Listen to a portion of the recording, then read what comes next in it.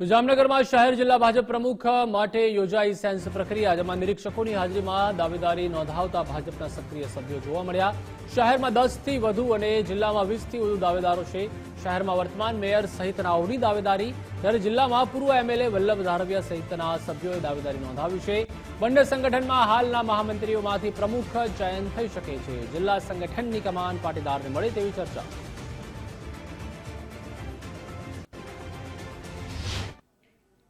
આજે अनेक कार्यकर्ताओं फॉर्म भर्या है, एमनी चकासणी करी अने जे पार्टीए निर्णय कर्या छे ए प्रमाणे जे काई क्राइटेरिया में आवता हशे एवा कार्यकर्ताओनुं लिस्ट, जेटला पण कार्यकर्ताओए मागणी करी छे बधानुं लिस्ट लईने अने अहींना आगेवानोनी लागणी लईने अमे प्रदेशमां जवाना छीए। कोने प्रमुख बनाववा ए संपूर्ण सत्ता प्रदेश मोवडी मंडल पासे छे અને એ મુજબ અમે અહીંથી અમને અહેવાલ આપીશું। ભારતીય જનતા પાર્ટીનો સંગઠન પર્વ 2024માં જામનગર મહાનગરમાં ચૂંટણી પર્વને અંગતે અહીંયા પ્રમુખના ઉમેદવારી માટે દાવેદારોના ફોર્મ ભરાઈ રહ્યા છે, જેની પ્રક્રિયા હાલ પાર્ટીની ગાઈડલાઈન પ્રમાણે ચાલી રહી છે અને જે પણ ઈચ્છુક છે એ બધા હાલ અહીંયા મળી અને અમને દાવેદારી પ્રસ્તુત કરી રહ્યા છે, જે સંપૂर्ण પાર્ટીના નિયમો પ્રમાણે થઈ રહ્યું છે। સ્થાનિક સ્વરાજ્ય સંસ્થાઓની ચૂંટણી પૂર્વે જામનગરના રાજકારણમાં ગરમાવો આવ્યો છે।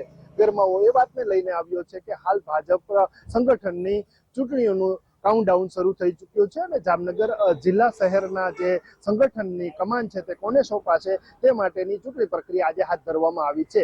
વાત જિલ્લાની કરવામાં આવે તો જિલ્લામાં અત્યાર સુધીમાં 21 ફોર્મ ભરાઈ ચૂક્યા છે અને આ 21 ફોર્મ પૈકી પૂર્વ ધારાસભ્ય સહિત જિલ્લા પંચાયતના સભ્યો, તાલુકા પંચાયતના સભ્યો, આ ઉપરાંત સક્રિય કાર્યકરો અને સંગઠનમાં ચાલુ હોદ્દેદારોએ પોતાની દાવેદારી નોંધાવી છે।